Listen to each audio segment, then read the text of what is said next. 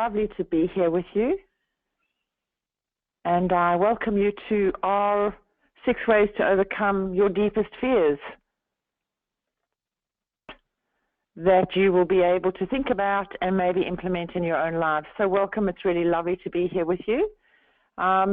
Just wanting to check whether you can actually hear me. So I'd be grateful if one of you could actually just let me know that you're there and just talk to me a little bit. I'd be most grateful if somebody could just let me know that you're on the line and that you can actually hear my recording.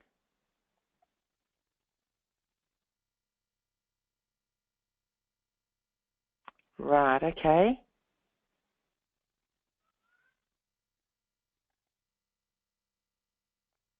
So, okay, what I will do is I will continue the presentation. There's quite a few of you on the line, as I can see, so welcome. Okay, so I thought what we would do is we'd get into the actual presentation. I appreciate that you're busy and you've probably got a lot on your plate, so I'll keep going. So welcome to this presentation now that I'm sort of into it. It's really lovely to have you here, and I hope that you get, as I said, a lot out of it. So who am I? A little bit about me. My name is Karen Walsh. Some of you I can see might have been on the line before. Some of you may not have been on the line. But at the end of the day, I'm a coach of women. I own a business called Pure Magic International Business Solutions. But this particular side of my business is about women. I do international leadership. I work in Africa, Australia, and Fiji. I do executive coaching of CEOs and executive women. Have been a lecturer before at uni. I'm a psychologist, and I work on 3 different continents. I have a deep connection with and passion for growing women at all levels, and always have. And really my interest has been to help them lead lives they were born to lead, free from fear and self-limiting beliefs that they will never get to where they want to go. So very passionate about working with women, very committed to the work that I do with women. And I'll explain that just now. It comes out of a lot of the work that I've done in working with domestic violence over the years. I've worked with families, marriages, and individuals for over 20 years. In 2006, I worked with 604 marriages. And I think that was a very interesting experience because it really gave me an insight into and an understanding of how women are in their relationships, and has enabled me really to write a lot of different programs for women and to help women become more assertive in their relationships with both personally and professionally. So I do a lot of writing. I write for an international newspaper and I speak at conferences, probably about 20 a year. These are some of the photographs of some of the people that I've worked with over the years. Not only women, as you can see, although the top left picture is largely women, but generally I work, in community sector, I work in corporate sector, and I work, as I've said, with women. So love what I do. My work with women really, over the years, I've coached and trained thousands of women over 30 years. And I just thought I'd add in a cheeky little couple of slides here. Just wondering if you ever look like these ladies. Tell me, write in the little chat box and tell me if you do or don't. But are you in one of these? Is this you? I'm not too sure sometimes which way the world is up or which way the world is down. Often really busy, stressed lives that we tend to lead. Mostly looking after other people and putting ourselves last. Bad hair day, so much of that I get sometimes. I think, oh my gosh, what sort of a day am I having and what sort of a day will I have? I'm so tired of trying. I dedicate this to a really good friend of mine. She tells me I'm so tired of trying, Karen. I'm so tired of trying. And I say, no, never get tired of trying. Just keep going on. So, and once they become empowered and successful women, I hope to believe that they look more like these no matter what age. Zestful, energetic. And this woman I'll have, is 96 years of age and still going. So hopefully that once we've had the discussions that we have had over the time, we run a webinar once a month, and the webinars that we run are all aimed at women and all have different topics. So resilience as a woman, personal empowerment as a woman, how to live an empowered life, and this one obviously is 6 ways to overcome your deepest fears. So we like to believe that once we've finished empowering women, hopefully they move more into this particular way of looking than in the previous couple of slides. So empowering women, empowering lives comes initially from my work with women. Initially came out of the DV space. I've done a lot of work in domestic violence over many years. I think it was 2005. I helped the federal government and Lifeline set up the domestic violence hotline, which is still alive today. And then I spent about 3 to 4 months training about 400 to 500 counsellors on that line. So done a lot of work in domestic violence, done a lot of work in refuges and shelters over the years, very familiar with the cycle of domestic violence, and actually taught domestic violence, or rather how to overcome domestic violence or help women overcome domestic violence at university for quite a while. So essentially I'm about helping women at all levels and ages thrive. Because of this, we wrote and I designed an Empowering Women program, and there's various strategies and facets to the program, and what this is one conference each year, which we will have at the end of next year. We run 3 women's retreats. The next one is now in November in 2 to 3 weeks' time, so we've got a couple more spaces on that if any of you are interested, and I'll talk about that a little bit later on, but it's an Empowering Women retreat for 2.5 days in the beautiful suburb of Bowral, down 2 hours south of Sydney. We run a 12-stage Empowered Woman program, which is both basically done face-to-face, and we're putting it online at the moment. And that 12-stage program is to help women step-by-step learn the skills to become empowered. So deal with topics such as trust, love, and safety, connecting better with others, becoming more resilient, bouncing forward, goal setting, etc. We run 2-day programs specifically for women, training programs, and 1-day programs. And those sort of topics include things like communicating with confidence, managing stress in a challenging world as a woman, and becoming an emotionally intelligent woman. We do monthly meetups where we get together and we chat about women's issues. We do monthly webinars all about women's issues, of which you are now here right now. And what I say is, so please get involved. The Empowering Women's programs all come out of passion for women and helping women. And what we are on about is helping women in all facets of their life, so personal, professional, and relationships, with self-esteem, self-belief, etc., etc. We run some of our women's programs in some large NGOs and community-based organizations. So if you're in one of those, and if you're interested in us running some of them for your organization, please feel free to contact me. So get involved, ladies. I often say, so you often think you're not talented enough or smart enough, you don't believe you'll ever be seen as a person of influence, or get really far in life. So many women I talk about say these things, oh, Karen, I'm not good enough for that, or oh, no, Karen, I'll never be able to do this. You're wrong. You can do everything you want to do because you are important and you're valuable. You just have to believe it. And I guess that ties into the topic I'm talking about tonight, about overcoming your deepest fears. Over the years, I've seen many women who have been so hindered and limited by their fears. Some fears have been real fears, fears of falling, etc., etc. Some are what some of the women say aren't real, Karen, but the fact is that your fears are real to you.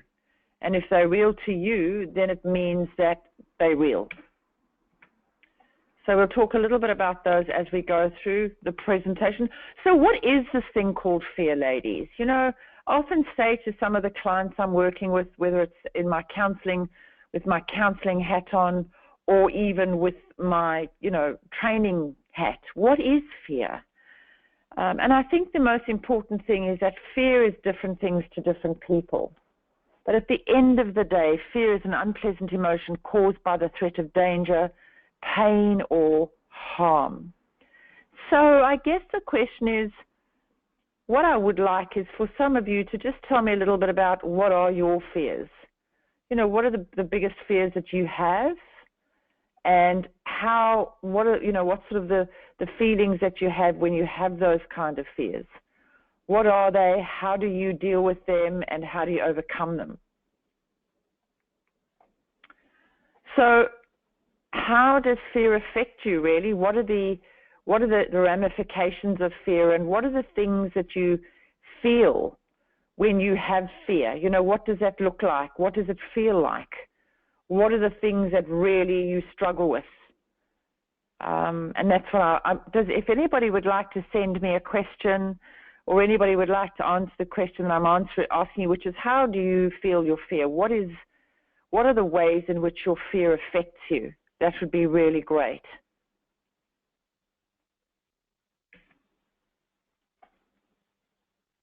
Okay, so I've got Joe on the line. Joe's saying that her fears are that she gets hypertension, she gets migraines, and that she feels as if she can't cope. And I think that's a really important thing. I have a beautiful family member who struggles very desperately with panic attacks. And panic attacks, ladies, are really driven by an innate sense of fear. And a lot of the time people don't quite know what a panic attack is. So I'll talk to you a little bit about that just now. But just so that you understand that fear is a natural emotion and really is healthy when appropriate to the situation. So an example might be, you're crossing a road and suddenly you realize that you've got a bus 2 feet away from you. So the overwhelming fear, the fight or flight or freeze response is that in that particular situation, it's fear that makes you flight. And you don't stop and think about the fear. It's almost innate. And so that flight response is to actually keep you alive. So fear then, being the natural emotion, is a healthy response to something that might actually end your life. So fear is very natural, and it's very healthy when appropriate. It becomes unhealthy when it becomes something that we have little control over or feel as if we have little control over. Fear can increase stress and anxiety. Fear is a very, very big thing around increasing anxiety. And, it becomes very stressful, particularly with over time, fear just takes away everything that you would like to do. It becomes a problem when it can manipulate you and influence the choices that you make. And so what's an example? Okay, so I was working with a woman, for example, who chose not ever to fly again. In fact, I'll share a little story with you. I have a very unenjoyable fear of flying. I don't like flying, and the most amazing thing about that is that I'm flying all the time, 4 times a month at least, and every time I get on that plane, I just don't enjoy it. So I went on a Fearless Flyers course, which Qantas run, in an attempt to educate myself and get an understanding of, what goes on with the plane when it hits turbulence and when it sort of shakes, rattles, and rolls. And the education that I received on that course was so helpful. And it made me really understand that actually when a plane becomes turbulent, it's not actually falling out of the sky. It's just like bumps on a car, when you're driving down the road. But there was a woman who was on the course with us. So the course ran over 2 weekends and a Tuesday night. And at the end of the course, we were able to go on a flight. So it was a mystery flight, as they called it, and we all boarded the plane, except this woman just would not board the plane. And what was really sad about it was that she had been offered a fantastic job to travel the world doing travel stuff. And because she wasn't able to conquer her innate sense of flying, the fear around flying, she couldn't get on the plane. And she had come onto the Fearless Flyers course as a last-ditch attempt to try and get some help around whether she could overcome her panic, her raw fear around flying. And it was really distressing to see that no matter what she went through, she wasn't able to manage the flying. So she lost the job. And therefore the fear just influenced her choices. It was very sad, I must say. But there was nothing that anybody could do to help her with this. And as I said, fear can be significantly limiting according to the example I've just given you. And fear ultimately stops us from doing many things. And I'm sure each and every one of you on the line, and there's quite a few on the line, would tell me that fear has stopped you from,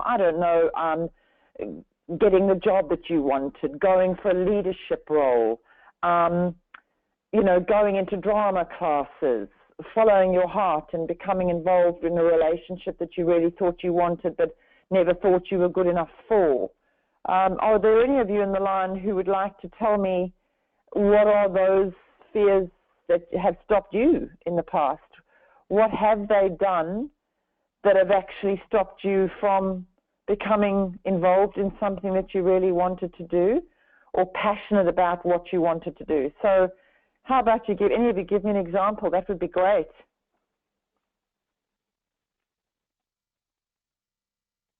Okay, so I've got Sel. Sel, you tell me that your innate fear has stopped you from getting a job that you really wanted to get because you were fearful that you would be unsuccessful in the job, and you felt that over time you wouldn't be able to go the distance And I think that's really interesting, because when you say go the distance, what you're really saying is that your fear stopped you from even going for the job. And how would you have known that if you were able to really change the way that you thought about it and got your fear under control, you probably could have been fantastic at the job, but that innate fear stopped you from even trying. And I think that's the sort of thing that I'm talking about, where people don't even feel that they've got the ability to do these things. It strips us of our courage, ultimately. It takes away our confidence. And it fills us with self-doubt, anxiety, and often black thoughts.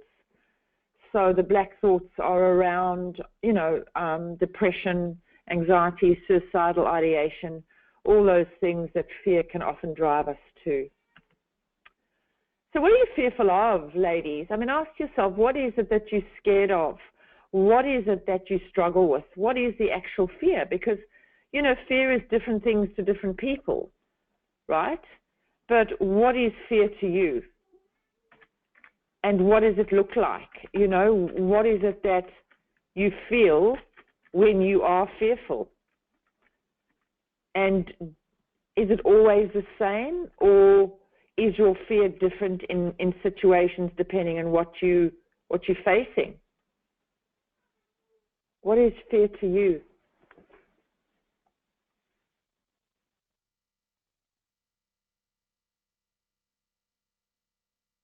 Okay, so here we go.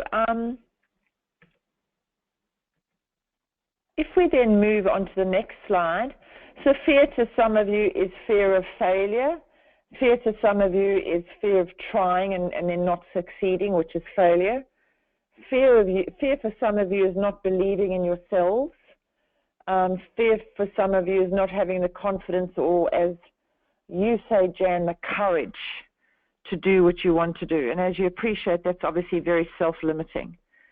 So, okay, let's have then a look at the biology of fear. What is the background to fear? What is fear made of?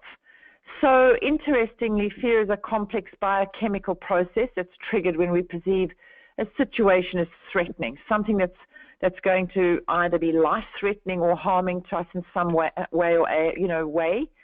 It's a structure located deep in the brain called the hypothalamus, which sends something akin to a distress signal to the autonomic nervous system in our bodies and provides a catalyst to a cascade of physiological events. In other words, when you feel fear, you get this distress signal, which basically sends off a whole range of physiological events, which is sweating, heightened arousal, feeling anxious, that fear of distress, that fear of worry. And as I said in an earlier slide, fear is very healthy when it serves the role of protecting us. It becomes very unhealthy when it stops us from living healthy and effective lives. It helps us survive and it protects us from harm. Interestingly enough, having worked with fear over many, many years, fears are predominantly the results of thoughts that often put us into flight, fight, or freeze mode, as I said earlier. And one of the interesting things I've found in the research I've done about fear over many years is that fear is actually the result of thoughts. I remember having a discussion with a psychiatrist years ago, and I said, I think it's a deep emotional, concern or sensitivity. And he said, well, no, Karen, it's actually largely the deep innate fear is driven by first and foremost thoughts.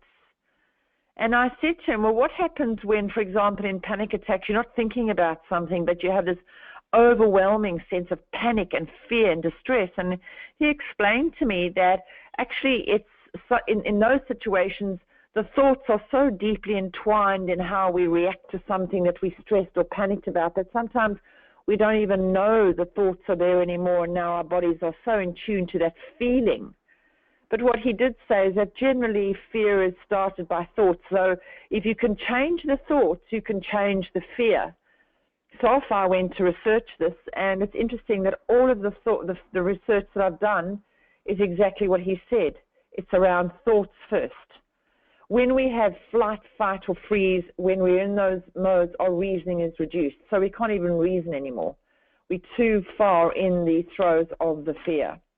We can't think clearly or solve problems. And the prefrontal cortex of the brain, which really is around how we can resolve issues or make decisions, shuts down. So on some level, we feel as if it's almost difficult to make decisions when we're so fearful. So in every way, getting rid of fear is about improving our ability to function effectively in all areas of our lives, mainly starting, as I've just explained, with our ability to think things through. So this slide is about, it's in the way that you think. Get in touch with your thinking. So if you're saying that you struggle with innate fear, what is the fear? What is it that you're truly fearful of? And often when I'm working with women, they can't really tell me. They can tell me the symptoms. I feel anxious, Karen, or another symptom, I feel depressed. And I say, well, what is it about? And they can't really tell me. So I think first and foremost is get in touch with what it is that you're scared of. Once you're able to get in touch with that, you're able to really think more deeply about what that is. Is it a rational thought? Or more importantly, is it something that you've learned? So I'll give an example. I was working years ago with a young female. She was about 23, and she had this absolutely innate fear of birds. And she couldn't understand where it came from. I remember taking her to a park where there were birds, and she was petrified. And what I realized after speaking to her mother was actually, as a 3-year-old, a magpie had swooped down and bitten her on the head. And she had no recollection of this event. But I realized that I think it was a learned behavior, that she was obviously too young as a 3-year-old to understand from a thinking process what was going on. So somehow she internalized this absolute fear of birds as things that would hurt her and harm her. And yet as a 23-year-old, she was unable to think about that and get in touch with where the fear comes from. So what I'm suggesting is that, fear is something that we're not born fearful. Some of us might be born more tentative than others and more introverted, but we're not born scared. We learn somehow that the world is a scary place, that things are going to harm us, like the example of the bird. The example of the plane, where do we learn to be fearful of heights and crashing? I can't think where I learned it from. I think the only thing I can think about was, it's interesting, I'm worse when I'm flying over water than if I'm flying over land. And I can only time that back to an experience. I was probably about 2.5, and I remember in my uncle's pool almost drowning. And all I can remember thinking at that age was, I'm going to drown today, without probably even realizing what drowned really meant. And yet what's interesting is now as an adult, and as a more mature woman, obviously, I still have an immense respect for the ocean, water, and I still have, if somebody says to me, what's your greatest fear of way to die? I would say drowning. And what is it? So I'm scared of crashing over the sea to drown. And so I think, even though I don't necessarily think about that as a rational response, that's my innate fear. So that's where it comes from. So either way, whether it's real to me or not real to me, whether it's real to you or not, you may have a fear that's real to you, but not real to somebody else. And they may say, oh, don't be silly. But the fact is that it's real to you, and that's what's important. So where does it come from? Can you track back where potentially your fear might come from, given the examples of birds with a young female and my fear of flying? Can you track back to where yours comes from? So would any of you like to share with me right now where yours comes from? What's your fear and where does it come from? And whilst I wait for some of you to respond to me, I'll just keep going. How is it hindering you or your life? So I've got a response here from Jane. Jane's talking about that it stops you from going out a lot of the time. You have fear of open places, you have fear of people, you have fear of people in a confined space. So I've got here I've got one of you telling me that you fear of being told off for doing the wrong thing. In fact, there's two of you, interesting. Two of you are telling me that you fearful of being told off for doing the wrong thing, so you don't do anything at all in case it's wrong. And I think I understand that. And that probably comes from, you know, really early years where maybe you feel as if you were criticized a lot. And so because you feel that, and you might be in a situation with a boss at the moment who, you know, criticizes you or tells you off, or you're in a relationship with a partner, male or female, who tells you off. So you're fearful. So the messages of former years when you were younger are carried in messages today, and still that fear throughout your life is something that you carry through with you. And I think the interesting thing about that is that for both of those ladies who said the same thing, it's stopping you ladies from living a life that you should be leading, because you're capable and wonderful in your own ways. But because you're scared of being told off, you don't allow yourselves to live or to engage in conversations or whatever it is that you could do. So I'll talk about that a little bit later on. Fear starts in the hypothalamus, as I say, the brain, telling you that there is danger. But it can be overpitched, as I've said. You know, it could be that you become so fearful of everything that you don't do anything. And that's what I'm talking about, overpitched. And what I want you to think about is that if our nervous system starts in the brain, i.e. nervous as in fear, then it means that we also have the ability to stop it there through our thoughts. So in other words, if we're telling ourselves that we're not good enough to do something, a thought, then we are also able to turn that thought around over time, and through reframing those negative thoughts to having more positive thoughts around, actually, I am a good person, I am capable of doing these things that I want to do, and I'm going to stand my ground and I'm going to think more positively. Oopsie daisy, sorry. I think this is an important slide that I wanted to share with you, that breath is the bridge to our nervous system. So if you want to trick your body into believing everything is okay, slow down your breath. My beautiful, beautiful daughter struggles also with panic attacks. So she rang me from the city the other day. She was driving her car, and when I took the call, I was actually running, I'm a runner, but I took the call, and all I heard her was, Mom, Mom, Mom. So I realized what was happening. And when she was going, Mom, Mom, Mom, I realized also that her breathing was very shallow, and her breathing was very quick. So, and I said to her, okay, calm down, stop, calm down. So I said to her, and it was interesting, I actually calmed my own pace down. So I said to her, okay, Ashley, I want you to pull over, and I want you to switch the car off. So notice even the way that I'm talking to you right now is very slowed. So she says, Mum, I can't. I said, no, you can. Find a place that you can pull into, and I want you to switch the car off. Again, I deliberately lowered or made my words slower and longer. So what I then did was I said, okay, I want you to breathe. So I took her through the breathing process of, okay, three breaths in, 1, 2, 3, 3 breaths out, 1, 2, 3. Okay, again, 3 breaths in, 1, 2, 3, 3 breaths out, 1, 2, 3. And I said to her, what are you panicking about? She said, I don't know.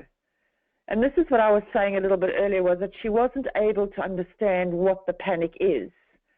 And she's so in tune with some innate fear that her immediate reaction is panic. Her fear is attached to, she's actually quite an anxious person.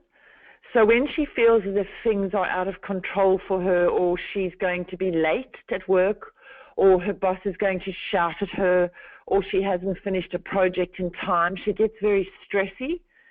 And she had been under the hammer at work for quite a while at that time. And I suspect that the panic attack was around stress, deadlines, pressure. So by being able to just slow her breathing down and getting her to breathe calmly, she got the panic attack under control. So just something for you to read about. Go onto the internet if you struggle with panic, and in the moment, if you're feeling very stressy, take 3 breaths in, calmly, 3 breaths out. 3 breaths in, calmly, 3 breaths out. It's amazing, but as this particular saying on the screen says, breath is the bridge to your system. So if you want to make your body believe that everything's okay, slow your breathing down. Okay, so 6 ways to overcome your fears. These are 6 that I use when I'm training people who are anxious or stressed, and I also use them with my clients who come to see me for counseling, and I want to share them with you. So number 1 is be aware of the sensation of your fear and how it affects you. So as 2 of you say, or actually there's another 2 of you talking about sabotage. So you lack in confidence. So what I want you to think about is, what is the sensation of your fear? So for example, if it is that you feel that you don't have the skills or the resources to get the job you want to or the job done, where does that fear? Is the fear in your chest? Do you feel it in your spine? Do you get migraines? Where is the sensation, and how does it then affect you? Does the migraine then stop you from thinking clearly? Does it then stop you from getting the job done yet again? Does it make you want to vomit and be sick? So what I'm trying to get you to do is to get in touch with what the fear is. Be aware of what it is when it comes up. So for Ashley, for example, it was a sense of panic and an increased heart rate, which then led to her panic attack, really. So what specifically is it, and how did you acquire it? What gets you going? So if you're able to, one of the greatest ways to overcome fear, ladies, is to understand it. What is it? What does it look like? And where does it come from? So in that process, I'm really not asking you to become your own psychologists or counselors, but I'm asking you to increase your awareness and understand it. So those are 2 key strategies to overcome it. Be aware of it, identify what it is, and be curious about it. So read and learn about this thing of which you are scared. So if it's birds, whatever, learn and read about it. If it's planes, do some reading or understanding about what it is that drives that fear. Learn how it affects you and how you can control it. So there's many ways. Breathing is one, meditation, yoga. And I know some ladies I work with say, oh, meditation doesn't work, yoga, no, it's not for me. And those things might not be for everybody, but they do work for some people. And I really need you to think about, are those ways that you can deal with your fears? And I think that whilst they might be helpful, first and foremost, you've got to know what your fears are, identify them, and be aware of where they are when they come into your body, i.e. through your emotions, your head, your back, whatever. Get a life coach. So one of the things that I find women find very helpful is that when they are struggling with fear, particularly if you don't know what the fear really is, or if you don't understand what the fear is, one of the key ways is to actually be in a position where you can go to somebody who's trained and somebody who understands fear, has been trained in helping people get in touch with what are the fears that they have, and then being able to get that person to help you deal with it more appropriately. Many of the women that I've worked with over the years have found it enormously helpful, and I'm sure that some of you can too. If not all of you, certainly some of you. Therapy may be necessary. So therapy is different to life coaching. So therapy is really getting more into, the causes of the fear, where it comes from, maybe some childhood stuff that's been hanging around for a long time. And your life coach would be able to deal with you differently as opposed to a therapist. But hypnotherapy could also help. NLP, neuro-linguistic programming, is helpful. And there are people who have done your NLP where they've been helped thousands eliminate fears, phobias, and emotional problems. So that's another strategy that you can use. And obviously all of these strategies, ladies, work. Well, they'll always work together, but sometimes they work individually. You know, it's about pick and choose about what it is that you think would work for you. But any of these 6 processes would be able to help you. And of course, because I never do what I say I will do in terms of, I always add one more on. So I see there's a couple of you who've been on this line for a while and have been on other, of my webinars. I always add an extra one in just for good measure. So there's the 7th one. Keep your health good, ladies. Keep your brain function good, your thinking process. Keep your brain alert. Keep your brain working. Make clear decisions. Watch your alcohol intake.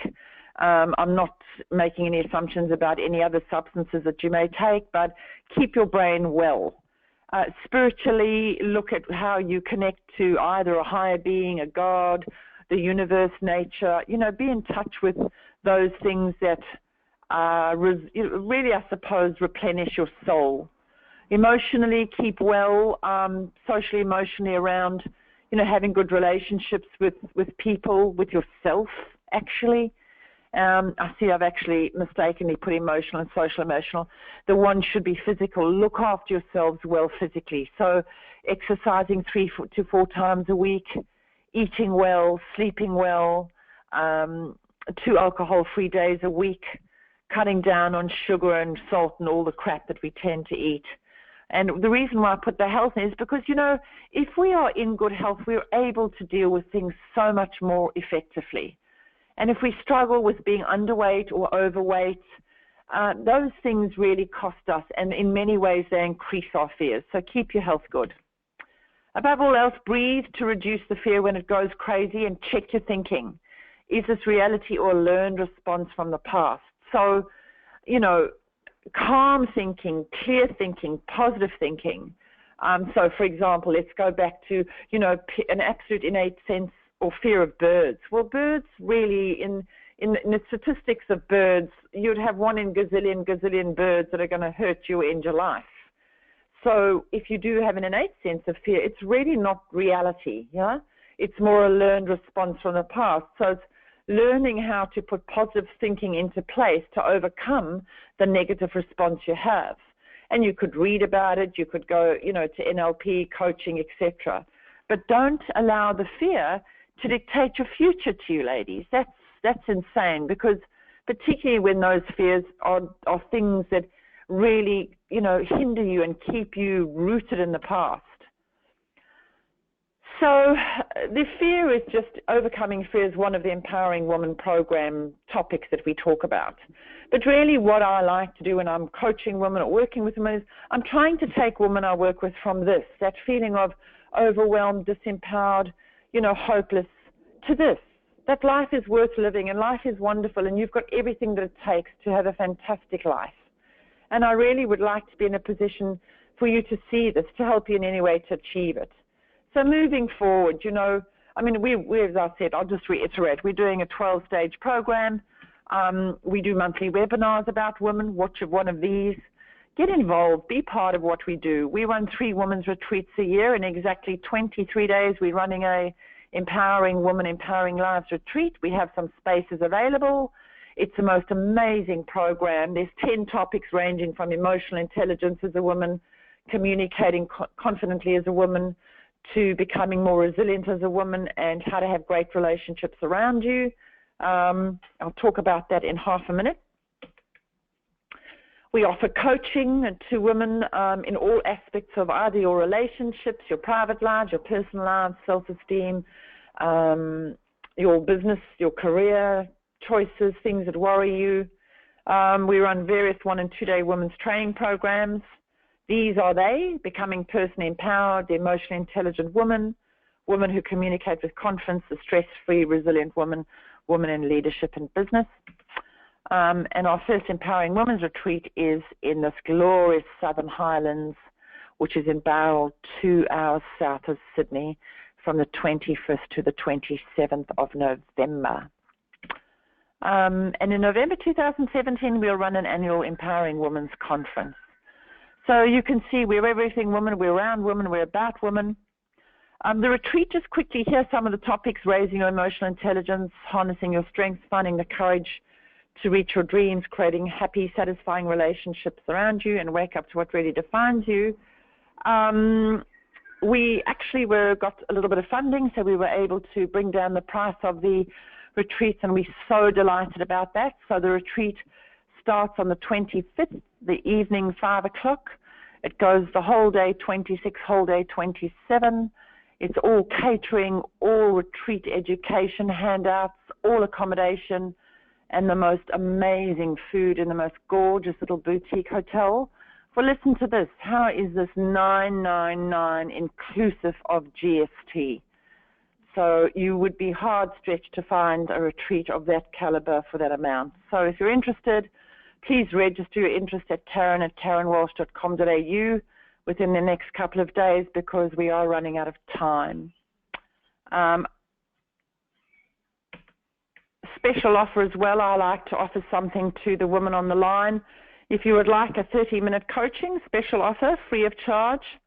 Want some guidance about how you feel about yourself or ways to increase your resilience, or you'd like some help in your business, please feel free again to email me on the same email address, karen@karenwalsh.com.au. It's been a pleasure talking with you ladies. Thank you for joining me. Are there any questions that any of you would like me to answer whilst I'm on the line and whilst you're on the line? So I'm just waiting for some questions to come through.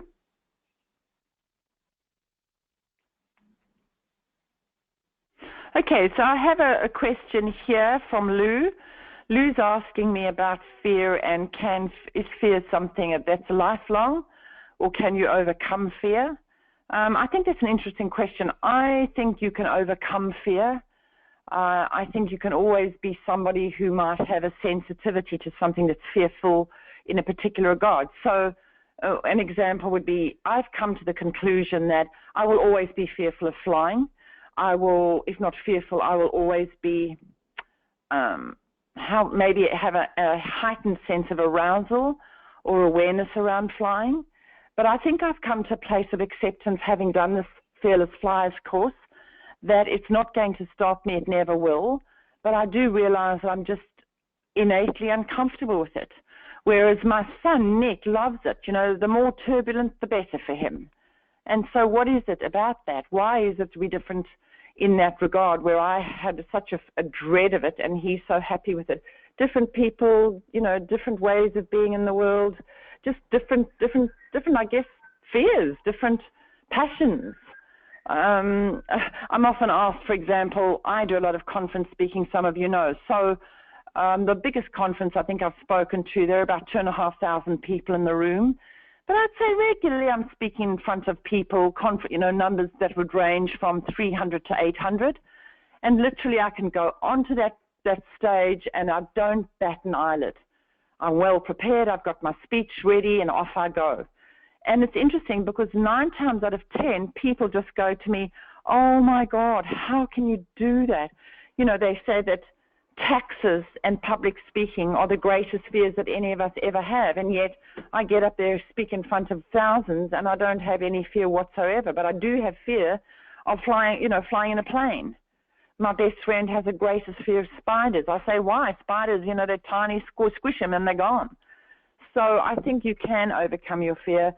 But I do believe that some of us will always have a sensitivity to something that we're fearful of. Another question here from Jen. Jen's asking me, can you get over fears in such a way that they will not stop you from doing things? Absolutely. I have no doubt about, and my experience is working with thousands of women over the years and helping them in many ways. If you have something that you think is hindering you, you've got 2 choices, ladies. You either allow it to continue hindering you and stopping you from doing the things that you really want to do and sabotaging your relationships, your careers, your dreams, or you can do something about it, whereby you actually learn more about what it is and you really try and address the fear. You try and work on what it is, be more curious about it, educate yourself and go and get the help. And certainly I believe you can live the most awesome life free of fear. Trauma, fear come about through trauma is slightly different, but, I think so. Warfare, I hate to say things like rape, very different level of fear because it's trauma-informed or trauma-centered, really not informed. you know, I think you can, will you ever really get over it? I'm not sure, but I think you can learn to be at peace with it so it doesn't dictate your life and ruin it. You can have a relationship with that traumatized sense of fear, but allow it not to control your lives. So hopefully, ladies, that was really interesting for you. I really hope that you found this evening informative and something that has been helpful. I just want you to know that I've really enjoyed being on the line with you. So any other questions that you may have or want to come with us on the retreat, please go to karen@karenwalsh.com.au. The next retreat, the next webinar, I'll be talking about goals for 2017 and how to create structured and achievable goals as we move forward into the new year. So God bless you all. It's been fabulous having you on the line, and I wish you well. Cheers. Take care. Bye.